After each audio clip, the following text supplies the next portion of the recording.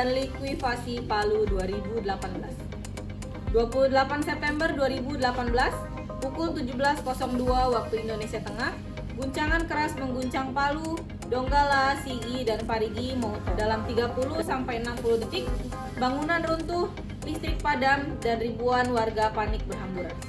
Tak ada yang menyangka bahwa bencana beruntun, gempa, tsunami, dan likuifasi akan terjadi hanya dalam hitungan menit. Pada menit-menit pertama setelah gempa, Pusat Komando Nasional harus segera bergerak. Presiden sebagai Komando Insiden Nasional mengaktifkan seluruh mekanisme darurat negara. Keputusan cepat di level tinggi akan menentukan arah penanganan di lapangan. Kami dari pemerintah pusat menerima laporan awal gempa bumi besar di wilayah Sulawesi Tengah. Dengan ini, saya menetapkan status darurat nasional untuk memastikan seluruh sumber daya dapat digerakkan dengan cepat. Saya perintahkan BNPB, TNI, Polri, dan seluruh kementerian terkait untuk segera mengaktifkan mekanisme tanggap darurat. Prioritaskan penyelamatan jiwa, buka akses komunikasi, dan kirim laporan situasi setiap 1 jam sekali. Lalu BNPB ambil alih koordinasi nasional. Pastikan seluruh jalur komunikasi Pusdalops aktif. Wakil Wali Kota Palu dan Gubernur Sulteng tetap di lokasi. Bangun posko darurat. Saya menuju Palu secepat mungkin setelah landasan memungkinkan.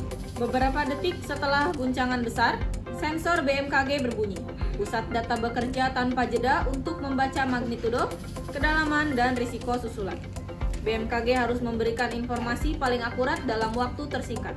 Informasi mengenai magnitudo, kedalaman, dan potensi tsunami perlu disampaikan secara cepat dan akurat guna mencegah risiko lanjutan serta memberikan peringatan kepada masyarakat dan pemangku kepentingan. Kami dari BMKG melaporkan bahwa gempa yang terjadi bermagnitudo 7,4 dengan pusat di titik Palu. Potensi tsunami terdeteksi.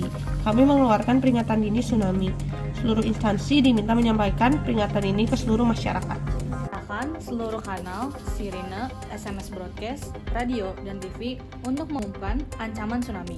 Pantau perubahan elevasi permukaan laut, gunakan jaringan seismik untuk update tiap 2 menit. Tidak lama setelah gempa, gelombang besar bergerak ke arah Teluk Palu.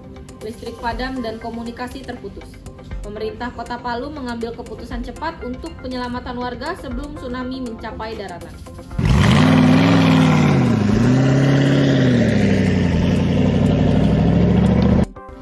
Kami dari pemerintah Kota Palu mengaktifkan pos komando darurat di halaman kantor gubernur. Semua OPD, BPBD, Tagana, dan perangkat kelurahan segera menuju posko. Gunakan radio komunikasi lokal, jaringan seluler terputus total, jembatan Ponolele atau jembatan Kuning roboh. Karena itu, seluruh pergerakan warga dan tim harus menggunakan jalur alternatif, yaitu Trans Sulawesi menuju Donggala, jalur Palu Sigi Biromaru, dan jalur selatan menuju Parigi. Jalur ke Bandara Mutiara diprioritaskan untuk evakuasi medis dan logistik udara. Kepada masyarakat pesisir, kami instruksikan untuk menjauhi pantai dan bergerak ke dataran yang lebih tinggi. Tim evakuasi segera turun, lakukan penyisiran di Talise dan Pantoloan.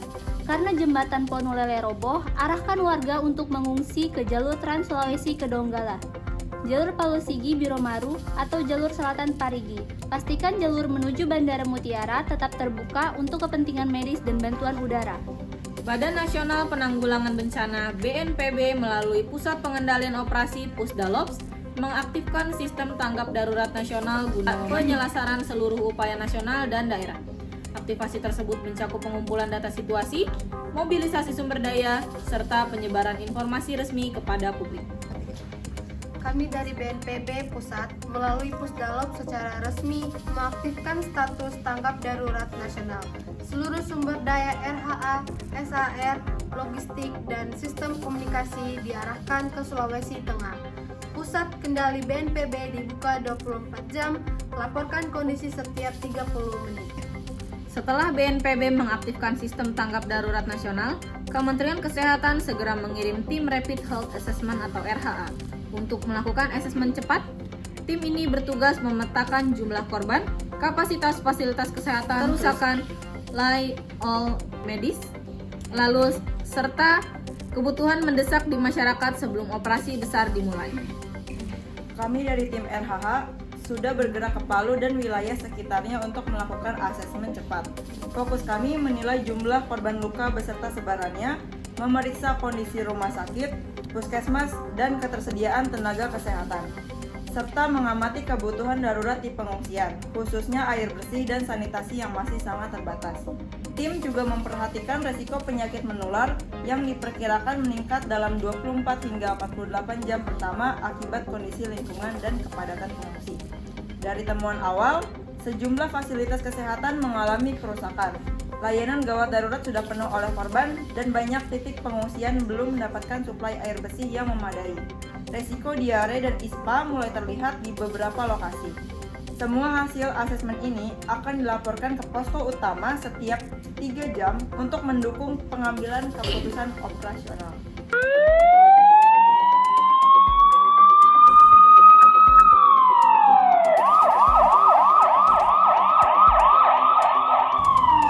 Temuan awal dari tim Rapid Health Assessment atau RHA memberikan gambaran cepat mengenai kondisi kesehatan dan kebutuhan mendesak di lapangan, sehingga membantu posko utama menentukan lokasi prioritas, menghadapi kerusakan bangunan, akses yang terputus, dan medan yang sulit.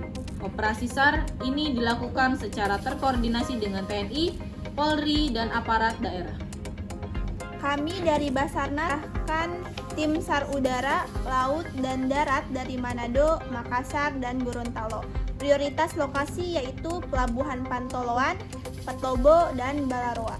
Semua tim wajib melapor setiap 45 menit.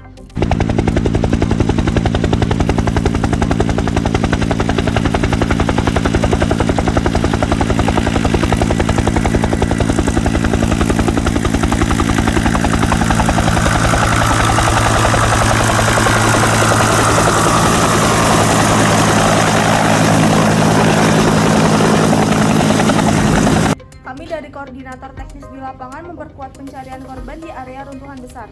Perintahkan tim anjing pelacak dan alat deteksi hidup untuk turun, gunakan drone untuk pemetaan cepat. Sektor pencarian dibagi menjadi 6 zona. Karena jembatan Ponulele runtuh, seluruh pergerakan tim SAR harus memanfaatkan jalur alternatif. Gunakan Trans Sulawesi untuk mencapai sektor Pantoloan dan Talise, serta jalur Parigi dan Sigi untuk menjangkau sektor selatan yang aksesnya terputus. Dalam kondisi darurat, dukungan TNI dan Polri menjadi komponen penting untuk membuka akses, menjaga keamanan, dan memberikan dukungan logistik. Pengamanan wilayah, lalu lintas evakuasi, serta stabilitas situasi sosial menjadi prioritas sekaligus memastikan kelancaran operasi pencarian, penyelamatan, dan distribusi bantuan. Kami dari TNI mengarahkan Hercules, helikopter, dan rumah sakit lapangan. Kami fokus membuka akses darat ke Palu dan menyiapkan jalur udara untuk logistik. Kodam 13 Merdeka ambil alih komando, pertahanan, dan bantuan di wilayah. Dengan runtuhnya jembatan Ponulele, seluruh pergerakan pasukan dan alat berat harus melalui jalur alternatif. Prioritaskan rute Trans Sulawesi menuju Donggala dan jalur Palu Sigi. Pastikan jalur menuju Bandara Mutiara tetap steril sebagai koridor utama evakuasi udara, terutama untuk kebutuhan medis dan distribusi logistik. Kami dari Kepolisian Republik Indonesia menurunkan tim DVI untuk identifikasi jenazah. Pengamatan lokasi bencana kami perketat dan melakukan patroli untuk mencegah penjarahan. Semua satuan Polres diminta menyisir titik rawan. Kami dari Polda Sulteng mengatur lalu lintas evakuasi, membuka jalur aman bagi warga, dan membantu proses SAR gabungan. Pastikan keamanan pos pengungsian, prioritaskan pengamanan jalur evakuasi, terutama rute Trans Sulawesi menuju Donggala, jalur Palu Sigi Biromaru, serta jalur selatan menuju Parigi. Selain itu, jalur menuju Bandara Mutiara harus tetap steril untuk ambulans dan distribusi logistik agar proses evakuasi udara tidak terhambat. Kami dari Kodam 13 Merdeka memobilisasi pasukan untuk membantu evakuasi warga dan membuka jalur yang tertutup. Alat berat TNI diarahkan ke Balaroa dan Petobo. Semua komunikasi menggunakan frekuensi militer. Mengingat jembatan Ponulele putus total, seluruh pergerakan pasukan dan alat berat harus dialihkan melalui jalur Palu Sigi, serta rute Trans Sulawesi menuju Donggala agar akses menuju lokasi terdampak tetap terbuka. Lonjakan jumlah korban dan keterbatasan fasilitas kesehatan mengharuskan aktivasi layanan kesehatan darurat. Kementerian Kesehatan dibantu oleh tim medis dari berbagai instansi, melakukan penambahan kapasitas layanan, pendirian rumah sakit lapangan, serta penguatan sistem triase dan rujukan. Lalu upaya ini ditunjukkan untuk stabilisasi kondisi korban pada fase kritis. Kami dari Kementerian Kesehatan mengarahkan tenaga medis nasional. Emergency Medical Team kami kirim ke Palu. Untuk prioritasnya yaitu yang pertama ada layanan gawat darurat, lalu yang kedua ada operasi, dan yang ketiga ada pengendalian penyakit. Lalu pantau potensi wabah di pengungsian juga ya. Kami menugaskan tim kesehatan bergerak ke seluruh titik pengungsian. Triase dilakukan di RS yang masih berfungsi. Kirim laporan kondisi medis tiap 2 jam. Baik Ibu, kami dari tim bedah gabungan akan membuka ruang operasi darurat. Kita akan mengirimkan pasien luka berat ke rumah sakit Undata ataupun rumah sakit lapangan. Akan segera kami siapkan alur rujukan cepatnya, Bu.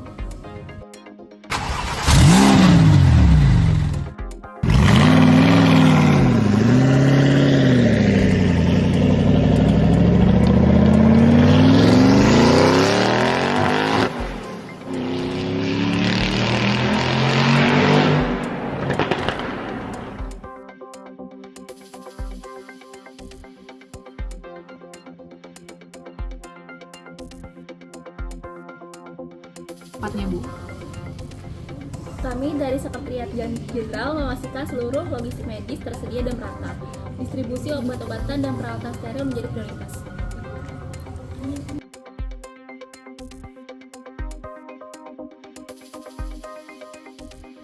Kami dari Dirjen P2P memantau penyakit menular. Perintahkan tim kesehatan membuat zona isolasi di posko besar. Persediaan air bersih wajib stabil. Tim DVI Polri menjalankan fungsi identifikasi jenazah berdasarkan standar internasional. Proses ini diperlukan untuk memberikan kepastian identitas korban, mendukung kebutuhan administrasi, serta menjaga hak dan martabat para korban dan keluarganya. Kami dari tim DVI Polri membuka posko identifikasi utama di RS Bayangkara Palu. Semua jenazah apapun kondisinya harus masuk melalui jalur resmi agar kami bisa dokumentasikan dengan lengkap. Saya minta seluruh relawan, aparat, dan masyarakat tidak memindahkan jenazah tanpa koordinasi DVI. Tim antemortem dan postmortem saya perintahkan bekerja secara paralel. Gunakan formulir standar Interpol. Kita harus menjaga martabat korban serta memastikan keluarganya mendapatkan kepastian karena kecepatan itu penting, tapi ketepatan adalah sebuah prioritas. Rumah Sakit Pusat Angkatan Darat (RSPAD) memberikan dukungan melalui pendirian fasilitas kesehatan lapangan yang mampu menangani cedera berat, lalu tindakan pembedahan dan stabilisasi korban. Dukungan ini menjadi bagian penting dari pemenuhan kebutuhan layanan kesehatan lanjutan ketika rumah sakit setempat mencapai batas kapasitas. Kami dari RSPAD Gatot Subroto telah mendirikan rumah sakit lapangan dengan kapasitas operasi darurat lengkap. Hercules TNI membawa anestesi, peralatan bedah, ventilator portabel, dan tenaga medis militer. Semua kasus trauma berat, cedera kepala, fraktur multiple, crash injury dialihkan ke RS lapangan di lapangan Fatulemo apabila RS Undata dan fasilitas lokal penuh.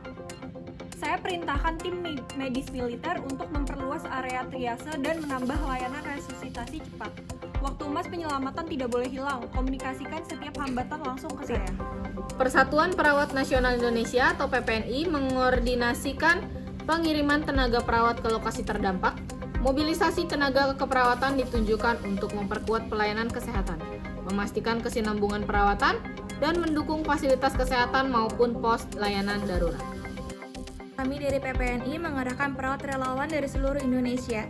Saya instruksikan seluruh DPW PPNI untuk mengirimkan minimal 1 emergency nursing team berpengalaman dalam bencana. Perawat harus tersebar ke RS Undata, RS Wirabuana, serta posko kesehatan utama.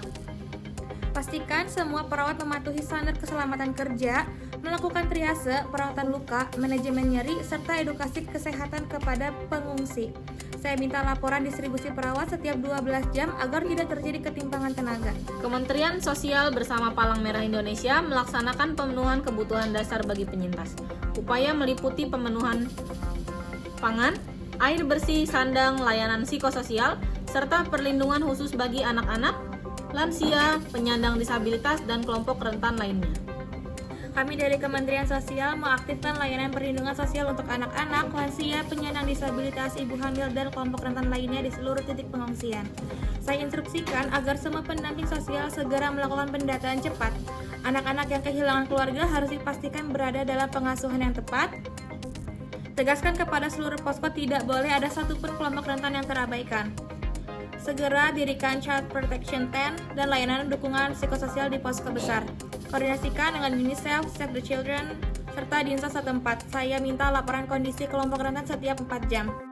Baik, kami dari PMI Pusat, kami telah mengirimkan relawan dan juga mempersiapkan peralatan medis dan juga persediaan kantong darah, dan juga kami telah mengarahkan relawan untuk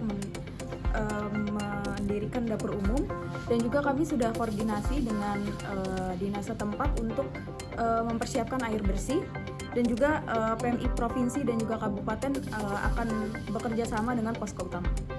Kami dari PMI Bidang Relawan memimpin distribusi bantuan. Semua posko wajib mencatat penerimaan logistik, hindari penumpukan.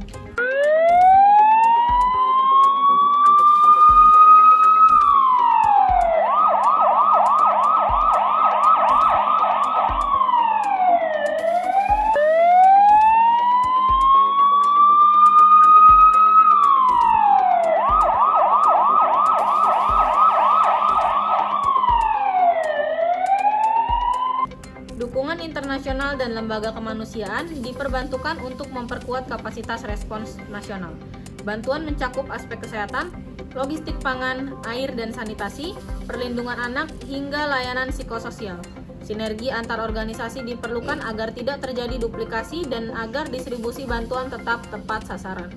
Lembaga kemanusiaan nasional seperti ACT, Dompet Duafa, dan Rumah Zakat berperan dalam penyediaan bantuan langsung, dapur umum, air bersih, serta pelayanan kesehatan mobile. Kami dari WHO Indonesia membawa dukungan medis darurat berupa emergency medical kits, tenda kesehatan, dan sistem penyaringan air portable.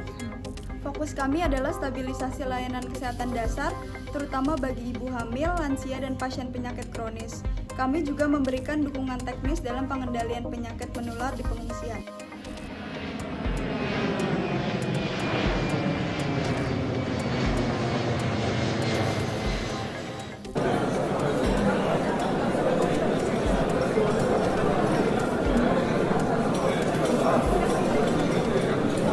WHO kemudian melakukan asesmen di 12 titik pengungsian besar dan menemukan kekurangan obat-obatan dasar, sanitasi yang belum memadai, dan potensi penyakit diare akut. WHO menilai bantuan medis awal masih kurang dan merekomendasikan penambahan tim medis lintas negara. Kami dari UNICEF memprioritaskan keselamatan anak-anak. Kami mendirikan child-friendly space di pengungsian, kemudian mendistribusikan susu-susu formula terstandar, makanan pendamping, serta perlengkapan kebersihan anak. Tim kami juga memastikan anak-anak tidak terpisah dari keluarganya ya. UNICEF menilai kebutuhan perlindungan anak masih sangat besar. Dari 14 titik pengungsian yang dikunjungi, hanya 5 yang memiliki ruang ramah anak. Sanitasi untuk anak balita masih minim, hingga UNICEF meminta dukungan tambahan dari LSM lain untuk memperkuat zona aman anak. Kami dari Save the Children menerjunkan tim psikososial untuk memberikan psychological first aid kepada anak-anak baik yang terdampak langsung maupun tidak langsung. Kami juga membawa paket kebersihan keluarga, selimut, dan paket peralatan belajar darurat. Save the Children menemukan bahwa trauma pada anak-anak cukup berat akibat gempa bumi. Banyak anak mengalami mimpi buruk, kecemasan, hingga kehilangan anggota keluarga. Layanan psikososial dinilai masih kurang sehingga dibutuhkan tenaga konselor tambahan. Dari WFP mendukung ketersediaan pangan darurat. Kami membuka gudang logistik sementara di wilayah Mamboro dan menyediakan sistem distribusi makanan siap saji, beras, dan minyak goreng. Kami juga membawa alat timbang gizi untuk anak-anak. WFP menilai distribusi pangan awal belum merata. Banyak titik pengungsian terpencil yang belum menerima bantuan karena akses darat terputus.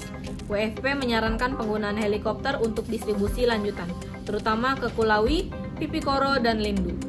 Kami dari ACT membuka dapur umum besar, menyediakan truk tangki air bersih, serta mendistribusikan paket sembako, terpal, dan juga pakaian. Relawan kami nantinya akan turun langsung mendirikan hunian sementara untuk warga yang kehilangan rumah atau tempat tinggal.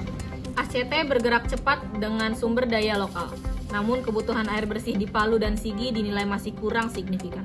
Sehingga ACT meminta koordinasi lebih intens dengan PMI dan WFP agar suplai air stabil dan terdistribusi secara merata. Kami dari Dompet Duafa dan Rumah Zakat memberikan layanan kesehatan mobile, bantuan trauma healing, edukasi kebencanaan, serta bantuan ekonomi awal berupa paket pemulihan usaha kecil. Hasil asesmen mereka di 9 lokasi menunjukkan bahwa layanan kesehatan bergerak sangat dibutuhkan karena banyak warga mengalami luka sedang, infeksi kulit, dan gangguan pernapasan. Namun jumlah tenaga medis LSM masih belum mencukupi, sehingga perlu integrasi dengan IMT Kemenkes. Pemerintah Provinsi Sulawesi Tengah melaksanakan koordinasi pengelolaan posko, pendataan korban, penyaluran bantuan, serta pengaturan area pengungsian. Peran pemerintah daerah menjadi krusial karena kedekatannya dengan masyarakat dan keterlibatan langsung dalam operasi lapangan. Kami dari pemerintah Provinsi Sulawesi Tengah akan berfokus pada sinkronisasi pendataan korban, pengungsi, dan kebutuhan logistik. Kami juga akan memastikan relawan terdaftar, posko berjalan, dan distribusi bantuan merata. Kemudian RT dan RW akan diminta untuk melaporkan daftar warga yang hilang. Setelah fase tanggap darurat, fokus diarahkan pada pemulihan infrastruktur dasar, penyediaan hunian sementara, serta penyusunan rencana pembangunan kembali. BNPB melalui Deputi Rehabilitasi dan Rekonstruksi memastikan seluruh upaya pemulihan dilakukan berdasarkan data kerusakan, rekomendasi teknis, serta pertimbangan keselamatan jangka panjang. Kami dari Deputi Rehabilitasi dan Rekonstruksi BNPB mulai menyusun rencana pemulihan jangka pendek dan juga jangka panjang. Prioritas utama kita adalah penyediaan hunian sementara atau huntara dan juga pemulihan akses jalan, listrik, air bersih, dan juga sarana publik. Pastikan damage dan loss assessment dilakukan dengan cepat dan akurat. Saya instruksikan agar seluruh data kerusakan diverifikasi oleh tim teknis. Kita harus memastikan lokasi pembangunan hunian yang tidak berada di zona merah likuifaksi maupun potensi longsor. Pemulihan bukan hanya membangun kembali, tetapi membangun yang lebih aman. Dalam 72 jam pertama, seluruh instansi bergerak cepat meski komunikasi lumpuh, akses terputus, dan situasi berubah setiap menit. Ini menunjukkan betapa pentingnya koordinasi lintas sektor, pengambilan keputusan yang cepat, dan kemampuan beradaptasi dalam bencana berlapis seperti bencana gempa bumi Palu 2018.